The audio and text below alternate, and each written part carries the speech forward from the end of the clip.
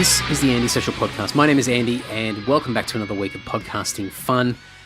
This week's guest is with Adam Agius. Now, Adam is the frontman of Canberra/Melbourne band, the Levitation Hex. And for many of you listening to the podcast, Adam will also be known as the frontman of legendary Australian metal band Alchemist. Now, just recently, a few weeks ago, I caught up with Adam in a bar in Canberra, and we had a couple of beers and shot the shit for an hour or so. Adam is a bit of a beer brewer, and in addition to playing in the Levitation Hex, he also has a couple of other projects, including a 70s-styled space band called Pilots of Baalbek, and he's in a tribute band to Turbo Negro called Turbo Belko as well. And Adam fancies himself as a bit of a beer brewer, so we chat about beer brewing as well as the bands that he's in. We talk about Alchemist a little bit, but only as a bit of a reference point to gauge where Adam is now and to really understand how much the industry's changed and technology has changed. And there's a lot more, I guess, control over creative input now as opposed to years gone by. There's a lot more that you can do. It's a lot easier to be able to produce content, and we talk a lot about it. It's really, really cool to get some insight from Adam and perspective for somebody who, in my opinion, as much as Adam would hate me to say it, is a legend in the Australian music scene, and somebody that I've certainly taken advantage of using the podcast as leverage to have a really, really good chat with Adam. And I'm extremely excited to present this episode to you all, and I will not crap on any further, but please enjoy this episode with Adam from the Levitation Hex and formerly of Alchemist. So we're at, was it Debacle? Yeah, you're at Debacle. You're at the hipster part of town, which is impossible to find a park, but they usually got good beer, and I like beer, so... Well, me too. Yeah. So kindred spirits. Yeah. Well, it's your recommendation, and I'm pretty chuffed with it, because I went past the front of the place and went, ooh, it's a restaurant? Oh, okay. How fancy are we going to get? Your tastes are quite fine. And I walked in and went, awesome. Plenty of beer taps. Yeah. Some nice beers. That's the way, mate, you know. Like I said, apart from the parking, you can always get a good beer here, so... it's pretty central. Yeah. You know, it's the way to go. I would have had you around at our pad and studio and stuff, but I led you straight anyhow, mate. I ran out of Hefeweizen last night. So. Oh, right. So you got a full setup at your place. Yeah, look, we've done the last 2 albums there. Yep. And it's a work in progress. I've basically got an old Mac Pro running Pro Tools HD. I've got 192 interface and 296 interfaces. A shitload of analog outboard gear that Ben and I have, Ben Hocking, drummer in Levitation Hex, have been acquiring, which is, I think, going to make the next mixes outstanding. We're really noticing a difference with it. Yeah, cool. And Ben is absolutely obsessed by it, and I need to distance myself from him because I've got plans to travel next year, so spending all my paycheck on analog gear is expensive as, you know. Big money. But yeah, look, we rehearsed there, and it's good. I probably spent $5 or $6 grand about 10 years ago doing it up, basically. So at that stage, Alchemists were away from prying ears, I should say, when we were trying to write music, you know, and it's had about 5 different incarnations, you know, where I've redesigned and stuff. So, you know, Control 24 desk, and got my eyes on an SSL matrix. That's the next thing. Yeah. You know, see, no kids, Andy. Yeah, that's right. That's the key. That's the key. Yeah, we're definitely and a musician wife helps as well. Yeah, so, absolutely. Yeah, a bit of backing there. Yeah, goes a long way. Yeah. Have you always been sort of that, not DIY, but self-sufficient when it comes to sort of production, and or has it been sort of in the later years when you've sort of picked it up and it's been more affordable and easier to do? Definitely. Yeah. I'm behind the wave. Yeah, okay. Okay? Yeah. And you pick stuff up cheaper. Yeah, absolutely. When studios are going broke, I'm right there, like a seagull. All right? For the chips. Yeah, that's right. And I find, the digital realm is the digital realm. It doesn't really matter. I had fallen into that trap of upgrading my software every time something came out. And now I'm on Pro Tools 8.5, and that's where I'm staying until the machine dies. And you get your sweet spot. Yeah, it sounds no different than Pro Tools 12. It may operate a little bit differently, but I've found that fantastic over the last 5 years to get the material I want. I haven't always been DIY. I guess the reason, the way I moved towards it is that I hated being under the pump in the studio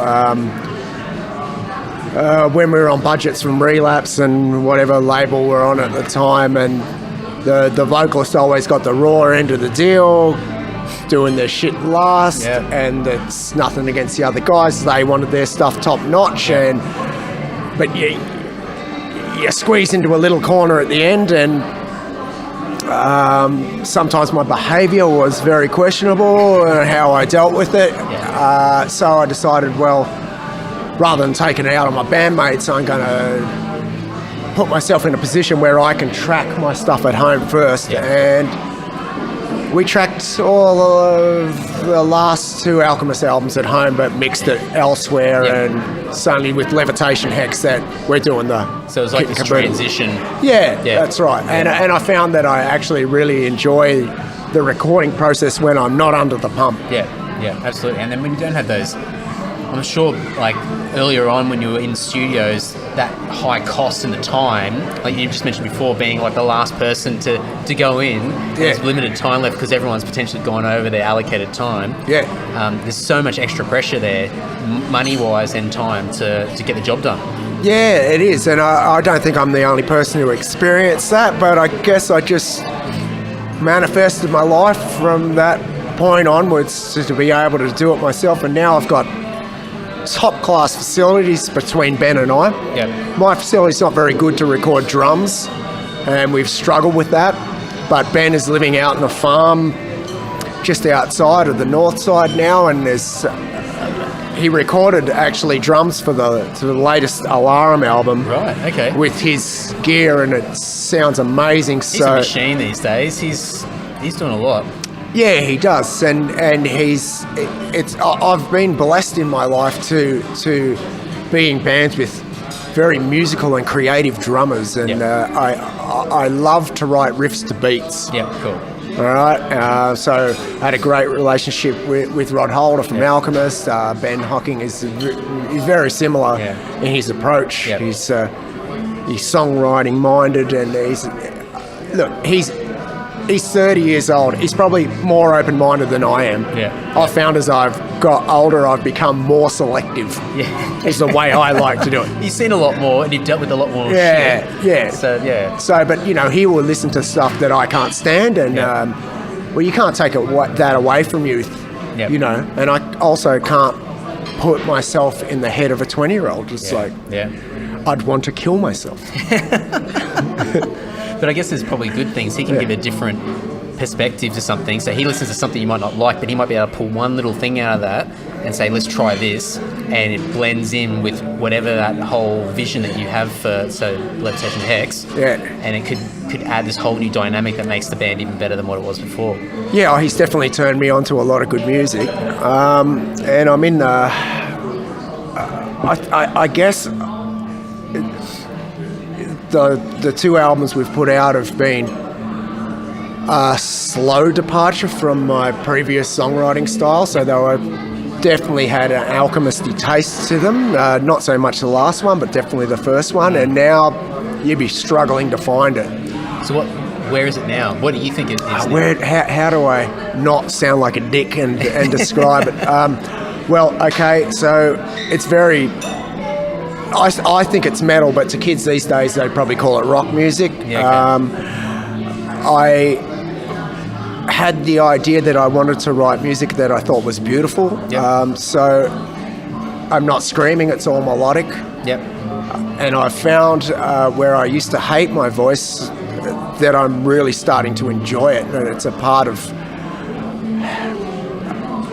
what I do that I really like. I've also approached the songwriting, instead of writing a song and thinking about vocals later, I'll write a section of music, and before I move on, I'll write a melody over the top of it. Yeah. So the vocal is leading into the next part. And it was really just quite a wake up to me. It's like, holy shit, I can actually really write cohesive songs, sort of under these guidelines. It's weird for me to hear you say that you never liked your voice. I really liked listening back to the high-pitched screams that I did when I was a younger man, and I was able to pull them out of my ass, Now, I would struggle to get one down in a set that I'm pleased with. And listening back, you can just tell that I've worn that part of my throat out, But yeah, look, I actually don't think that's anything rare for vocalists not to like their voices, but what I'm doing melodically now, I'm finding I'm actually not a bad singer. So that's where I'm sort of taking this music. I've got a really supportive band. So they're happy for me to go, hey guys, look, this is pretty much a song. It's a skeleton. You haven't put your stamp on it yet, but this is sort of where I'm going. And that's always nervous handing them the CD, but they're like, okay, man, like, love it. We don't know what it's going to do for us, but had we had commercial success with our first two albums, I guess I would be thinking about it differently. Yeah, of course. Naturally, I'd be going, well, how can I keep the fan base pleased? That's right. And it's not that I want to piss off our small fan base that we have now. It's just I don't want to confine myself creatively. That's it. You want to do things on your own terms. Things that make sense for you. Otherwise, there's no longevity. You'll get over it. You'll hate what you do. Yeah, that's right. That's right. Is that sort of approach been what the philosophy is for Levitation Hex when you guys got together? Was it a case of you all came from different bands and bands that had done reasonably well over the years and good reputation, and all coming in with different styles and different influences? Was it a case of let's all be open-minded and just see what comes together from a bit of a melting pot point of view, or did you already have a vision in mind? Okay. I promised that I wasn't going to talk about Alchemist, but it makes it. I have to refer to the past to put it in context. So the split was for me really emotional and really, really tough, and it was basically me walking away from it. All right. I won't go into why, because I have respect for the other members. But there was certainly a lot of tension, and we're all friends now, and it would have just been, as far as I'm concerned, a complete waste of time if we weren't. All right. So I'm more into protecting those friendships now than trying to be in a creative and performance situation with guys you don't get along with in those situations. You did for 25 years and then things change. Absolutely. So when I left, I went, I won't ever do music again. I was completely heartbroken. And that lasted 2 weeks.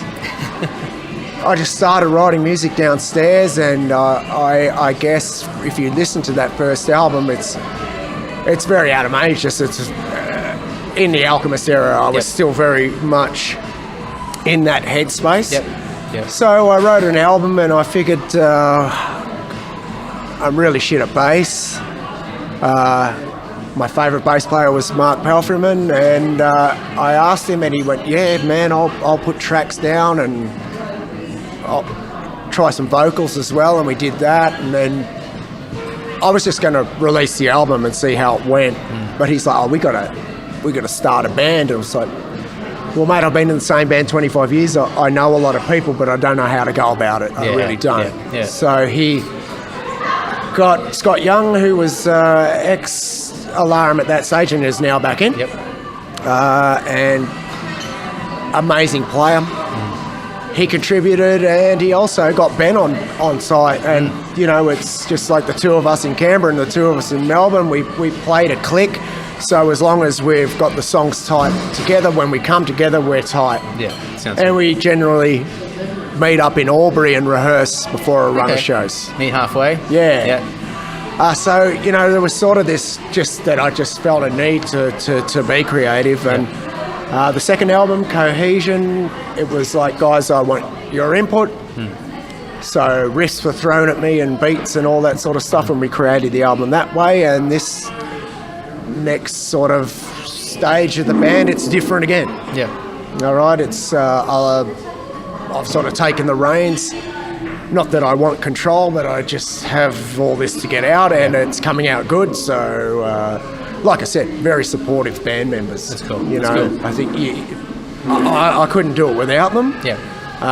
And their opinions and input mean a lot to me. Yeah, absolutely. You know. Yeah. So. And especially, I mean, it happens with most bands as well. If you've got a certain person or a couple of guys in the band that just have a lot of content, they've got a lot of stuff that they need to get out, and the rest of the band rallies behind those two, get it out of their system and then be able to mould it and then, sure, like get the structures of the songs and the concepts all out there, and then if the other guys can sprinkle a bit on top, if appropriate, if need be, then fantastic. But it's great when you've got somebody that's got so much to put out there, and the rest of the band just goes, yeah, let's do it, we'll get behind you. And that's right, and it's that little sprinkle someone might add to it that actually makes the song. Yeah. You go, oh shit, I would never have thought of that. Yeah. I would never have thought of it. And it's you know, there's my favourite tracks on Cohesion are Buried in a World, which is Youngie's riffs. Yeah. And Disrate, which is Palp's riffs. You know what I mean? So it's like, yeah, it's the give and take. And with this band, I've learnt my lessons in the past of when you were young and really ambitious and just had to make things happen, and there was rules and all this sort of shit, to just sort of back off a bit and have fun with it first. When you start, look, setting the bar, everyone does it. But if things start to grind down and you've still got that bar sitting there and you can't even get under it, let alone over it. Yeah. It becomes painful and non-productive, and it's an interesting transition, because we've seen it in our band over the years, especially for me, because I'm 33, and I joined the band when I was 20, and going from like the first several years of just, this is me, this is everything. You know, nothing else matters. Relationships, work, jobs, it doesn't matter. If someone says no, then they go. And the band's everything. And that's the identity, everything, money, time, emotionally, everything's thrown into it. But then as life changes, and as people come and go in the band and externally as well, for a while there, the bar still remained up there, but everything else was completely different. So same thing, we're struggling to even meet the bar, let alone go over it. But now we've changed our approach, where time's not so important anymore. We'd rather wait 2 or 3 years to get an album out and do it the right way, and everyone be happy and not stressed, and actually get the most creatively out of it, than going, we need an album out in the next 6 months, we need to just try and pull something out of our ass and clash heads and get angry and get upset and just out of pure stress put this album out, when it's not the way to go anymore. Yeah, well, essentially the essence of what you put into the album is always, every time you play it, it'll remind you of it. And it's so true. I mean, look, you know, we're all creative beings. It doesn't matter what you're doing. It might be your job. It might be hanging the clothes out. Yep. You know what I mean? It's to me, it's, okay. I'd mentioned before about negativity in music. Maybe that's what you need to get out and put into it. Yeah. All right? It's perfectly valid. Yeah. It's perfectly valid. If you listen to my back catalogue, it's never prevalent. Yeah. Yeah. All right? The lyrical content was never like that. But there was there's a lot of negativity attached to it from what you've just said. Like, it's this, and it's got to be here, and there's rules. There's no room for freedom. It seems counterproductive to me. It seems like the opposite of what you're trying to create, and that's where I hate business. Yeah, of course. As opposed to being a musician, it's mate. The passion of being creative and put something out that people enjoy and you enjoy, you're happy with. Well, that's right. When we were all around the campfire, mate, banging on drums and stuff, it was for everyone, you know what I mean? It was, and that's the way I look at music now, and I find it painful to hold on to the way we were. You know what I mean? Which is like album sales, touring, blah, blah, blah. Very business. Yeah, very business-minded. And we were always very good at that. But now it's more like, okay, so we got a European tour offer. Can everyone afford it? Oh, yeah, we all can. Okay, well, let's go do it. Oh, no, sorry, mate. I've got my kid for those 2 weeks. Yeah, okay, well, it's out the window. It doesn't exist. Yeah. 10 years beforehand, that was unacceptable. It was unacceptable. Yeah. And is that a good thing? I don't know. Well, it's that whole longevity thing. Like, if that might be sustainable for a short period of time, but eventually things start to crumble. Things start to get difficult, and tension builds and stress builds, and you go from a point of really being passionate and being absolutely driven and dedicated to what you do to being exhausted, emotionally drained, and not having any incentive to keep doing what you're doing. Yeah. So when you have that change where you're with a group of people that are like-minded, everyone's chilled, and everyone knows that the best way to get something great to happen is by everybody doing it on their own terms and working together, like your strengths versus somebody else's weaknesses, and everyone just working off each other and really feeding, instead of this overall umbrella or this shadow that's sitting over the band where it's like, we need to do this now and we have to. There's no alternatives. Now or never. There's a lot of pressure there.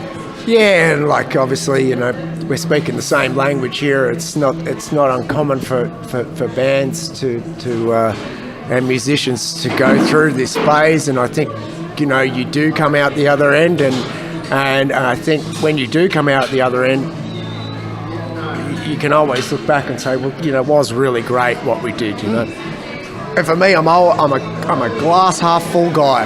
Yep. I really love music and everything about it. I loved being on the road. I loved the slog. It didn't really bother me how hard it was. I was like, this is what I'm doing. I always said I was going to do it, and I'm doing it. Yeah. So, like I said, I tried to leave that behind, but I can't do it because there's so much enjoyment in it. Absolutely. Absolutely. And you can pick the good. It's like anything. You pick the good things that happened in the past, and that helps you define where you are now, and it helps you progress and do more and be better and always improve. And and you learn as well. Like, you learn what went wrong and what's not quite right, and how do you do better with other people and what you're involved with, your music, your creativity. So it's that glass half full. Yeah, that's right. And I find it difficult. I respect everyone's opinion in life, but if you're going to be in a creative situation, well, it's not that I really require it, but if I'm going to feel comfortable, I want the people around me to feel comfortable, and I want them to be excited like I am. Yeah. So you need like-minded people that way. Wow, this is really great. Oh no, it's not fucking shit. Blah blah. Blah. This is crap. Blah blah. Blah. Not making money, or don't attach that to it then. Don't attach that to it. So, look, it's an evolving thing, and it's great. I'm 46 this year, and it's like, fucking, well, really, have I really did this? I played my first gig when I was 14 years old. I'm still doing it. Yeah. I guess I'm shit at golf, mate. It's got to do something. Do what you're good at. Yeah. And look, people's value success and they measure it in different ways. And I guess I measure it in the buzz you get from a show, whether there's 10 or 200 people there. You can always feel when it works, you know, and that 10% of shows which are great and the 90% where you're drawn through, that 10% makes it worth it, and you keep doing it. And, you know, even the bad shows end up not at that point in time. As time progresses, they end up becoming good stories. Oh, yeah. It gives you that colour, that flavour to the overall experience of being a musician. So when you're having chats with people and then you start reminiscing war stories, you talk about, like I do it all the time, I talk about the worst gigs we've ever had. And they're fantastic stories. But at the time when you're there, it's such a head fuck because you're just going, oh my God, should I be doing this? Is this my life? Is this what my life's resulted to? This horrible gig where we're playing this ridiculous venue where no one's here and everything's gone wrong. Where you have an audience, not an audience. That's right. There's that one guy there and he's feeling really uncomfortable. That's right. Because it's like, fucking hell. He was expecting other people to show up. I can't go and do a pierce, otherwise I'm going to let these guys down. So right audience, be free. Yeah, that's right. Yeah. So at the time it's not pleasant, but over time they become good stories and there's good lessons from it as well, and they're great things to tell other people later on down the track. So it's that perspective, it's that glass half full mentality again. It's taking what you can from a situation. Hallelujah. All right, I'll take a tangent because we're drinking beer. You're brewing beer? I am. Are you into it? How have you been doing it for long? All grain. I've been doing it, how long have I been doing it now? So, all grain I've been probably doing 8 years now. I've got 2 really good recipes, 3, but 2 of them are basically the same recipe. So, I do a brilliant Hefeweizen that is on par with anything you'll get on tap here. On par with the Schofferhofer or any like that. Like, it's brilliant. And I do a berry version of that as well. Okay. All right. And I do a nice mild pale ale. They're my 2 constant recipes, which I can get right every time. I have made a Czech Pilsner perfectly once, which with the Pilsners and lagers, you need to step down the fermentation temperature over time, 6 weeks. Yeah. And you're going to really be on it. I never did the science behind it. I chucked it in the rehearsal rooms and went on holidays, overseas, and come back, and the temperature in the room must have been the right science, and it was a brilliant brew. Oh, okay, yeah. But you haven't been able to match it. I've never been able to do it again, and I just went, well, I don't like drinking shit beer, but I feel obliged to drink the beer that I've made. Yeah, of course. So, look, I really do like it. I'm brewing tomorrow. It'll take me 5 hours to put down 20 litres. Yep. I built my gear up, engineered a lot of it myself over time, and the funny thing is we got 3 brewers in Lev Hex, so it's powerful. He does a lot of the extract and fresh wort packs. He hasn't got into the all grain, but Ben does. Yeah. Ben's a chef by trade, and he makes a lambic ale, which is on par. And you have to ferment that for 6 months, and it gets a skin of mold on the top of it. But he's a clever brewer as well. So would you guys ever think about having a Levitation Hex brew? Yeah, look, we because I mean that seems to be the thing these days. Doesn't it? Well, I know everybody else is doing it, but that aside, we do it and drink it all. Yeah, have it available for a couple of gigs if you do, and look, apart from that, that's a possibility, but we're more into actually. And look, I've been told that I'm a talented brewer, and I've been offered a few jobs, and I am. I like the job I do. Yeah. All right, like I said, I'm a fire and emergency officer and facilities manager. Come from a carpentry background, and that's fine to do the work. And I guess I've found that trying to earn money and that bar we talked about and your thresholds and stuff, and turning your passions into a business is risky to me, because I want them to remain my passions, not to be something that oh shit, I've got to pay bills from this. Well, I better, it doesn't work for me. It becomes a chore. It becomes like this obligation that you have. And sure, I don't mind success. I mean, if that comes along, but I don't want to put a monetary value on my art or my passions. I don't want to do it. So it's the same with brewing and music. It's a process I enjoy. It's creative. It makes me feel good, and that's top notch to me. It's like, for me, that's sustainable. And you'd be able to with music and beer as well, and brewing, going through that entire process from zero to the end of consumption or listening. There's so much satisfaction that you would have when you finally get to the end product. You got it there, and you know how much hypothetical blood, sweat and tears you put into it to get it to that point, and you understand the value in it. That's right. And it's something someone might completely disagree with, but I think, in our backgrounds where we've seen so many great bands who fucking no one likes, but you just can't get enough. You're standing in front of them going, how aren't these guys fucking Slayer? How is this? I mean, how many times have you said that in your mind? Like, these guys, especially being in Australia as well. Yeah, these guys are so on it, and it's. I can feel their energy, and it's so fun. To me, that's the important thing, and why I still go to gigs, and I'm the geriatric at the front headbanging like all the time. Like, I like to be close to a band. I like to really. I feel more involved that way, and look. Passion versus profit. It's a balance. You got to find that balance. And if you're happy, I think the big thing that a lot of people have a problem with is that they're not happy with whatever they're earning money, like whatever their job is. So their day-to-day grind, that stereotype of working 9 to 5, Monday to Friday, working for the weekend. And that just plays on people's minds. And if they're not happy with that, it's really hard to get any balance in your life. So I think if you can find a job, it doesn't have to be your passion. It's something that it's okay. I don't mind it. I'm good at it, and I've got good people around me.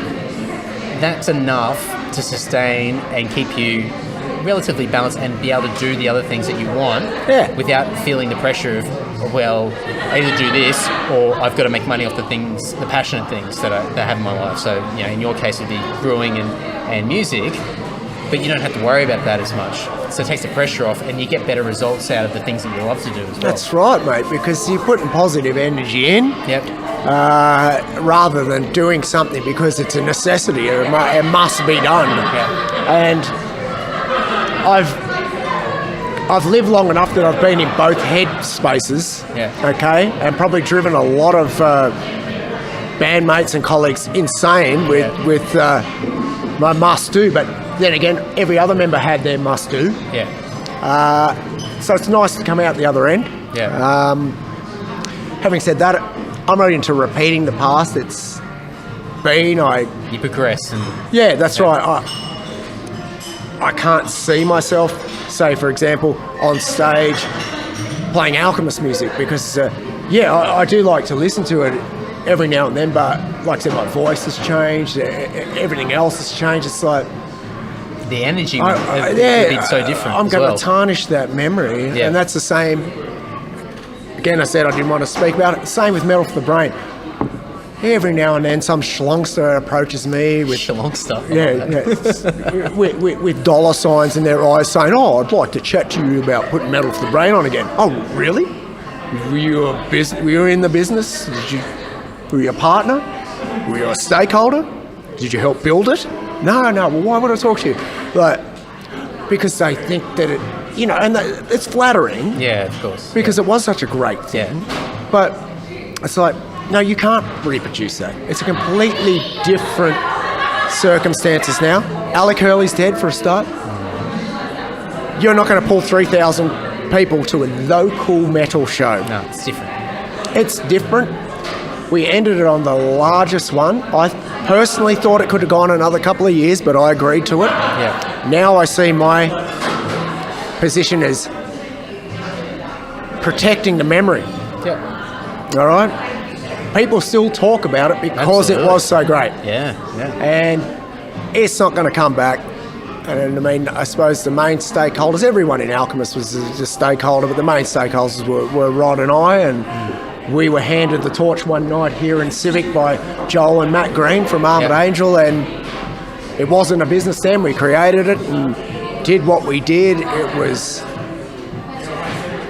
just such a great thing to be a part of, but things have really changed, and the younger people have something different now. Yeah. And they probably have something equally as great that I'm not aware of. Yeah. It mightn't be a concert. Yeah. It might be a different concert. concept altogether. You know what I mean? That's Yeah, right. So yeah. it's like, okay, just let it be. It was great. Be happy with that. That's it. I'm not into You can't recreate the past. bringing all it the back time. to pull maybe 200 to 300 people and completely tarnishing its memory. Absolutely. Better to leave on a high and Yeah. leave it where it was. Or it could be Soundwave, mate. Absolutely. Who knows? There's, But you know- it doesn't matter. Like, because we did the last one, Yeah. and for me, I went as a punter and I went as a band member. Yeah. And so I got to see both sides of it. It's Yeah. fantastic.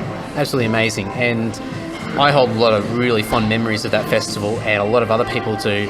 And I think that's the best thing about it, is that people can talk about it and reminisce and have great conversations about it, and awesome stories. So many stories that have come out of that, friendships that have been built. People come from every part of the country, but it's there. That's where it is. It was that's our where, generation, and that's where mate. it stayed. And you're on the younger side of it. Yeah. Right? But, and I'm on the older side of it. And everything in between. But that's right. Respect it for what it was. It was great. I retain the business name simply so someone doesn't come along and try and do something absolutely. dodgy with it. Yeah. All great, It took a lot of effort. I redrew on my mortgage the last 4 years to put up the startup because we would give the money away. Yeah. It's not a great business model. No. But no. at the end of the day, that meant nothing. It was all, and we couldn't have done it without the bands, because all the bands go, yeah, we'll pay for petrol, Yeah. $100. Yeah. That started the change. We had some of the bigger drawers demanding money. Yeah. We gave it to them. That sort of put a bit of a bad taste in my mouth.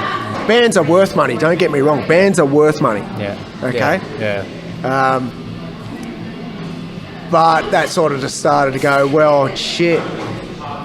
I think the It's lose the the initial soul's essence. dying. Yeah. Yeah. So got out of it before it became a disaster. And for a start, there's not a venue in town here who would put it on for you now with the way things are. And for some reason, the word heavy metal is still seen as some fucking violent. Did you ever see any violence? No, not at all. If anything, it was one of the most well-behaved events Well, around. my parents used to come to it, mate. They just couldn't believe it. Oh, these kids are great, And it's like, they're kids, and that's what they are, mate. Yeah. And they're here with their mates, Yeah. And Yeah. it's theirs as well. And so I try not to get too upset when kids go, bring it back. I mean, they're not kids anymore. They're adults, and they're like, bring it back. No, it's not coming back. No. But I think that's where people need to think forward and go, that was fantastic, but why was it fantastic? Yeah. Think about the essence behind it. Yeah. The community coming together for something bigger than them. Yeah. Great bands, of course. Think of all the mechanics behind it as well, like the location, time of year, where, like, all these different things, the whys around it. And then someone can go, you know what? We can do our own thing with a new twist and a new flavour, new different name, and everything's completely different. And as you said, it doesn't even have to be a concert or a festival or anything like that. It could be something that no one's ever thought of before. There might be some essence from that people go, I understand why people connected with that and loved it and cherished it and have great memories of it. And I can use that part of it to create something else and create something that will be talked about in 20 years' time by the next group of people that have experienced that, who would never even hear about metal for the brain, and it'll just continue on. But people got to move forward. When people are stuck in the past, and it's like when all these old member berries. Yeah, that's right. But when you think about all these classic bands, Metallica, Slayers, and all those, and every time they release a new album or the new one's about to come out, everyone keeps saying "Return to the Roots," or it's going to sound like this album, classic album. But because people are so stuck in the past and they just want to keep reliving old memories, but no one's trying to move forward. No one's trying to listen to something with the current climate that they're in. Where's the world now? Where's everybody sitting? How old are these guys? What have they been through? Are we hearing them now as 40, 50-year-olds versus teenagers, early 20-year-old guys? It's completely different. Dynamics change. Well, look, living in the past. That's where I have a lot of respect for Metallica, because they fucking reinvent themselves, you know, and they cop a lot of shit for it. They do. They cop a lot of shit, and they don't really play a lot of their new stuff in their set list, but hey, look, what reason do they have not to be creative and try and continue to do new stuff, you know? Like, no reason whatsoever. They could put out 20 shit albums from here in the next 10 years, and they would still fill big arenas. Absolutely. And make good money and a good living. So they're probably looking at us like, yeah, the recording industry, whatever. We're going to write what makes us feel good, and then we're going to play the shows, because playing the old stuff still makes us feel good, but it makes the crowd feel good. Yeah. You know, so they're able to do it. Or you could be, you could be Iron Maiden, who I love, all right, but they haven't ventured very far away from the formula. And good on them. Good on them, mate. They're very successful, but same thing with Slayer, you know, it's like a day job. Yeah. Big business. Big business. Got to keep everyone paid and happy and everything rolling and all that sort of stuff. And I mean, I just thought that that there's some kind of monster DVD was so brave. Like, a lot of my peers and close friends slagged the shit out of her. I'm like, man, they're just really, really showing how vulnerable they are. Yeah. Vulnerable with so much success. Like, they're in such a unique position compared to most other people out there, especially musos. And for them to get to a point where they're battling so many problems, issues that they've all individually got, and then they documented it and they're going to make money off it, but they're business people as well, and that's part of the complexity of them individually and as a band, that they've got to try and find that balance, and at times it's chaos and it's sometimes really ugly to look at. But they put it out there and they say this is who we are, and I think they do cop a lot of shit for that, and people still refer back to it. But I think, if anything, their respect levels went through the roof. I think a lot of people went, you know what, this is awesome, because this is who they are. They don't have to pretend that they're this amazing band. They've just bled themselves out in front of everybody. And some people have taken advantage of it, and other people have gone, that's cool, I can identify with it, I can understand. Unfortunately, we're in this world, with this fucking fake money, and it's pulled out of air and it's created out of nothing. It's, and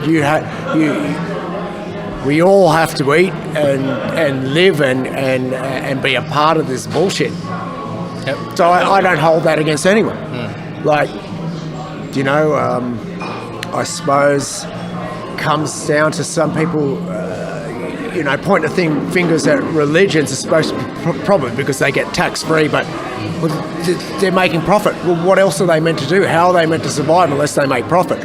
I'm not a religious person, but I see that people don't see that. It's like, well, we're all immersed in this world, mate. Everyone's got to make money. Unless you want to go into a monastery and meditate and separate yourself from reality that's happening here, then you have no choice.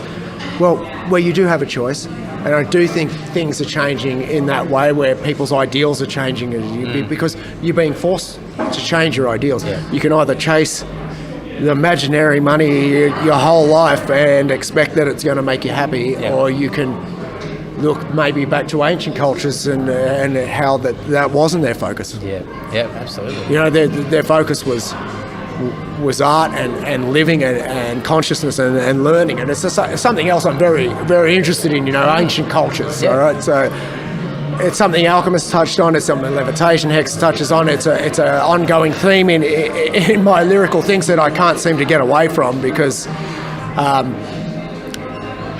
I think, though, in the last 5 years I've felt that things are changing. People are changing. It's not as bad as the news makes out. Yep, absolutely. Yeah. All right? You're right. The story that's being sold at you is not necessarily 100% of the truth. There's truth in it. Yeah, of course. But, you know, people are great. And given half the chance and out of this scenario of I have to make money, and so therefore I've got none, or I'll go and steal something. You know what I mean? It forces people, it corrals what would normally be very moral people into shit situations. Absolutely. And so I count myself extremely lucky, you know, and I think you create probably your own reality, but you got to have compassion for people who are maybe haven't had the same benefits I have, you know? Yeah, everyone's got a different sense of reality based off their environment, their upbringing, people around them. Yep. So, I do think things are changing. I don't buy into this. I don't watch the news because I don't buy into this end of the fucking world scenario, okay? You know, civilization on this planet is a wave. It has come and gone, probably for a lot longer than we actually believe, all right? Things do change, and with the change, new things blossom. Yeah. So, but I really can't see this society we live in being smashed apart in our lifetime. No. I can't see it. There's too much love out there. There's too many people who care. You know. That's it. And I think now it's heightened because you have social media, you have smartphones, you're so connected to information, and information's great. We've never been more knowledgeable and more aware, but at the same time, there's so much bullshit out there as well that you have to sift through. And for somebody who's not actively trying to find the truth or what is reality, they just look at whatever's the first thing to pop up in front of them. And so you got these, these ridiculous headlines, and people don't click on the article and actually read what the context is. It's just the buzz headline. It's all this fear-mongering sort of stuff. Fear porn. And people crumble around it. So I hear it all the time, especially people that probably older generation, probably both of our parents as well, that would sit down and watch the evening news and watch the crap that comes through that. And so suddenly, if I talk about going to Indonesia, or I talk about going to China or South Korea, or going to Europe or whatever, it's like, be careful. You just never know. Or I've heard, probably my parents aren't too bad, but some other people that I know, they'll warn you, and like they know what the reality is, and it's like, well, hang on, your reality is based off what's on TV. You haven't even been there. And half the time when you go to these places, you go, hang on, this person looks different, they sound different, sometimes they don't even speak the same language, but they're exactly the same as me because they have the same necessities, the same wants. They need the basics, food, shelter, water, blah, blah, but they also need recognition, connection, relationships. They need all these basic human instincts, and we're all the same. And you go to a place that's been deemed dangerous or highly volatile, and there are certain places in the world that it certainly happens. It certainly happens. But a lot of places got a stigma, and you go there and you find the most amazing people there, and people just welcome you in, and they'll just drop everything for you, and you go, you know what? This completely changes your perspective as to absolutely. It's like, and you hit the nail on the head. It's like, well, I think the older generation that they've become reliant on and trustworthy of media, and it's like, well, I have discussions with people, and I won't say who they are, right? But it's like, it's fucking everything's shit over there. It's all everything's going to hell. It's going, wait a second. Well, take 5 seconds. How does this affect you right here in this moment? How bad is your life? It's really actually great, and that is horrible news. But if you make that part of your reality, you're actually going to draw that towards you, because you're going to be worried, you're going to be bitter, from bitterness and worry and fear comes hatred, and push it onto everyone that's in your area, in your circle. It's also a very easy way to corral people. Like, fuck, well, gotta. So, I don't really listen to mainstream news. News is really not where I gather my information. It's from people and their experiences, like you've just said, overseas. So how did you find it? Oh, well, this is great. You've been there and and yeah, there are bad things happening in the world, but from some people's perspective, everything outside of this fantastic island we live on is dangerous and horrible and shit. But no, we can flip it the other way as well. Yeah. We speak to Americans, and I know a lot of great American friends, and they'll say, I'd love to come to Australia, but I don't know if I'll ever will. And you're like, why? Money? Time? And they're like, no, I don't want to get bitten by a snake or a spider. That's right, and you're just going... Or eaten by a shark at Bondi. Yeah. And you joke and you think it's funny, but then there's this underlying reality that they have, that they actually genuinely feel a little bit worried and vulnerable if they were to venture over. And they think they're going to come in contact with some of these things. And you go, yeah, they're here, but you got to search for them.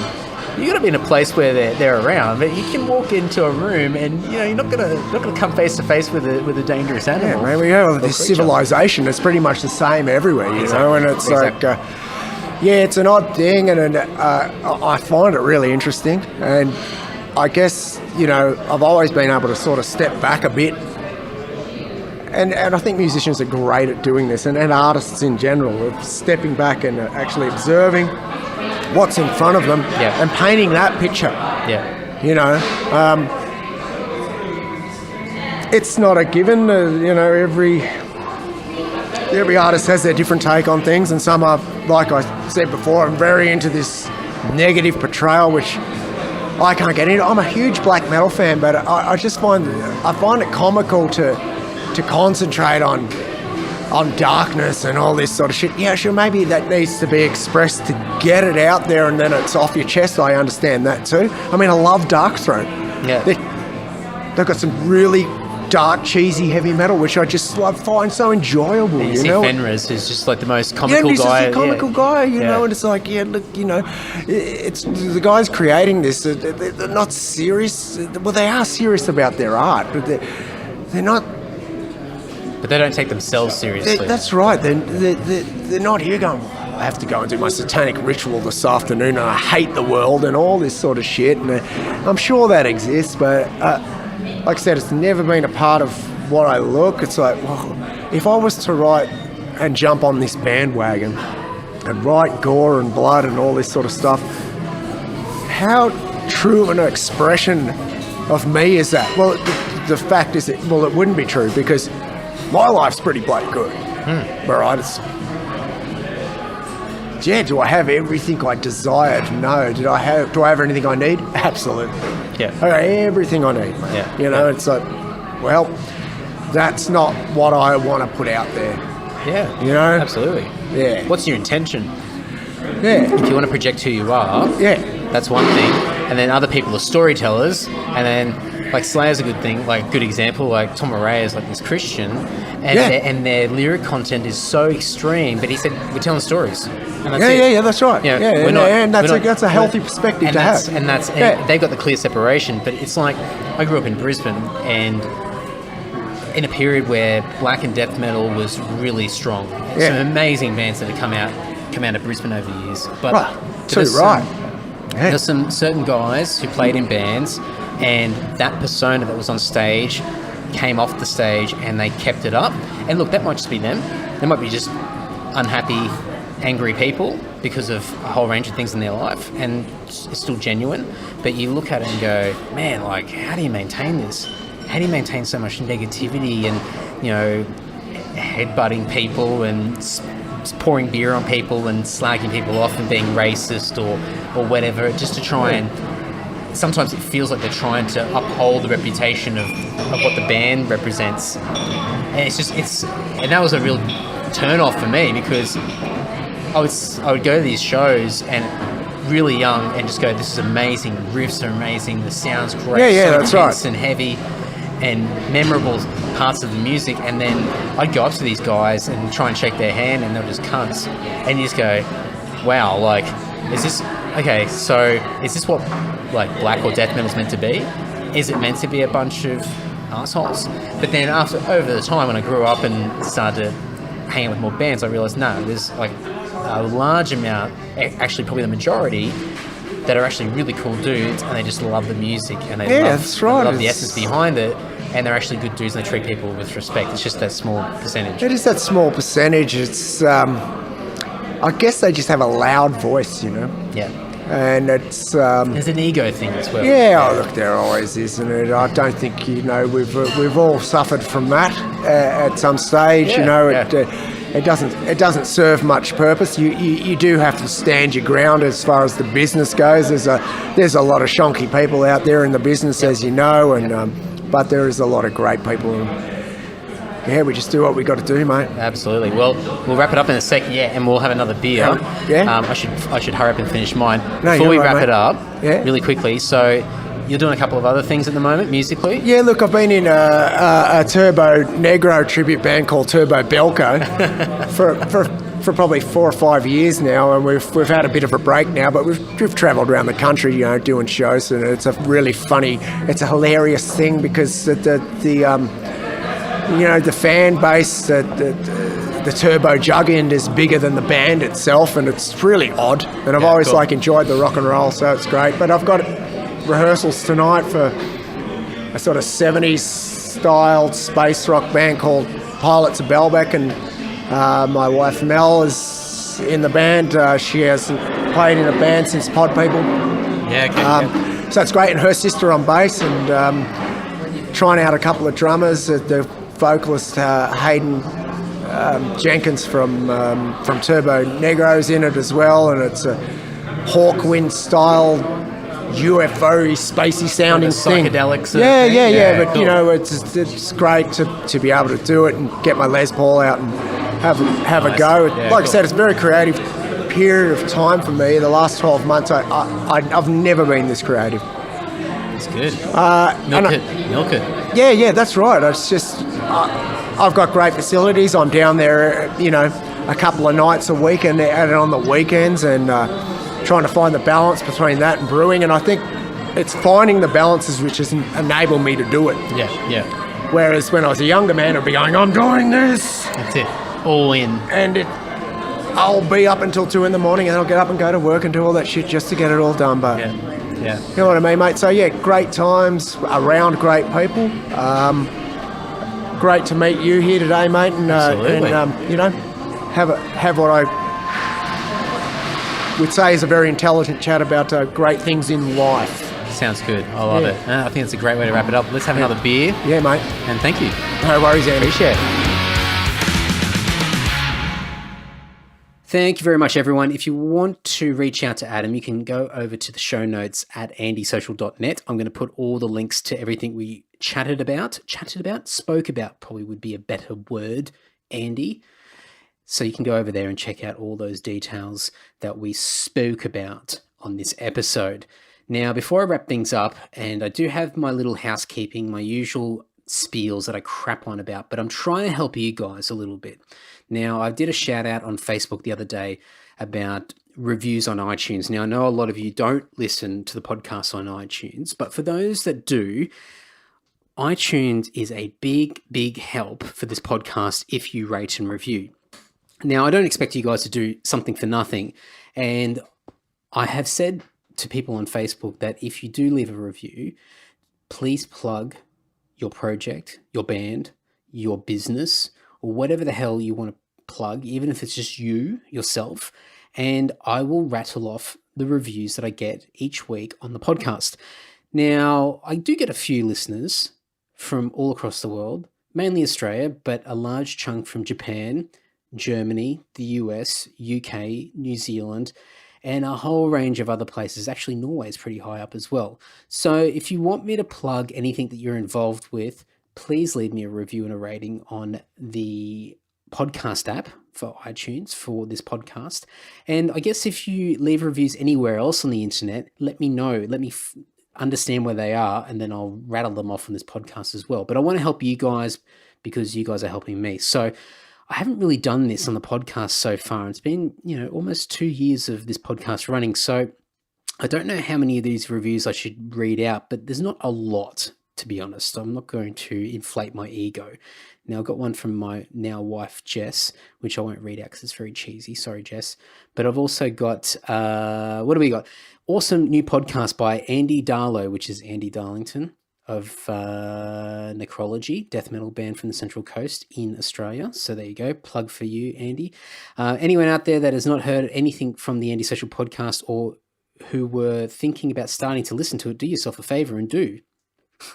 Here's an excellent example of interesting topics, interviews, and generalized ramblings from the man, Mr. Dowling himself. So to everyone out there, don't put it off. It's certainly worth your time. And then there's a little metal horns. Thanks, Andy. We've got Andy delivers a great and diverse take on many topics, well worth listening to, always entertaining, from shockme.au. Thank you. Toad's Angst has written a paragraph, well, actually 3 paragraphs of stuff here. So I have the attention span of a teenage girl, so my complete truthful recommendation would be that I personally only subscribe to 3 podcasts, and this is one of those 3. That should be reason enough to subscribe. You can read the rest on the reviews. Anyway, moving along, Adam Bark. Now, Adam was the previous fill-in drummer for Lord. Thanks, Adam. This is over a year ago. You're probably not even listening anymore, but Andy's a top bloke and delivers a consistently great podcast with interesting guests and topics. Highly recommended giving this a listen. Eddie71 has said, a podcast for everyone. It's like sitting in on a chat between mates at your local, entertaining, informative, and funny as hell in parts. Subscribe and you'll be pleasantly surprised. Yeah, surprised, I think I was. Don't worry, the slurring wasn't in that review. It was coming out of my mouth. Mark1234321 has said, not a huge fan of podcasts, but happened upon this bloke's episode, Get Your Lingo On. Inspired me to focus on my efforts on learning a new language, and I'm currently a couple of weeks into learning Italian and enjoying it immensely, which I may not have done if not for some of the media this guy provides on the Facebook page for his podcast. Now it's going back a while, but lingo is Duolingo. So if you want to check out an old episode of this podcast, you can hear me ramble on about learning a new language. It's very informative, according to Mark1234321. Moving along, I have Thump Music. Mark, thank you. Mark's written very quickly. I highly recommend Andy's podcast. Totally enjoy the diversity in topics he offers and professionalism. I have had a few beers. He holds whilst interviewing some interesting people from many areas of the music industry and life in general, etc., etc. Keep up the good work, Andy. Thank you, my friend. Lisette C said, it's like sitting in a pub with Andy. Andy's the Richard Fiddler of metal. Definitely have a listen if you enjoy listening and a laid-back convo. Paulie Derrick had said, one of my faves subbed. So good, thanks, Andy. Camo Von Trappington has said, really good listen, well-produced chats with people you wouldn't necessarily hear anywhere else. Mega Crushface has said, Andy is an absolute king. All of his podcasts are on point and a pleasure to listen to. Get on it, people. And Mr. Cabba. Now, Cabba and Ash from Claim the Throne, Blodgecast, and Cabba's also got a podcast called Band Tools. So if you're in a band and you want some awesome DIY insight, some really cool behind-the-scenes tips and tricks, go and check out Band Tools. That's on iTunes and Stitcher and all the podcast platforms, so check that out. Now, Cabba's said, consistently... He hasn't slurred, this is me. Consistently finds interesting guests from all sorts of places, travels, drinks, and talks. Keep it up, Andy. Yeah, definitely drink. So thank you very much. Now, that's all the reviews I have so far. But if you want to leave a review, please plug what you're into, what you're doing, and I'll definitely make a mention on this podcast. They won't be as long as this particular outro because I had to play catch up. But moving forward, hopefully I can add a review or two to each week's episode. So thank you very much. My podcast downloads are climbing month by month. I haven't trended down yet. So much from Japan. I have no idea what's going on. If somebody can fill me in, actually, you from Japan, if you're listening to this, please tell me how the hell you found out about this podcast. Where did you find out about this podcast? Please message me and tell me, because I'm very, very intrigued. Anyway, on that note, I've been rambling on way too much. I've got another podcast coming out next week, my last from my little trip out to Canberra. More stuff coming soon, heaps of exciting guests. Thank you very much for listening. Goodbye.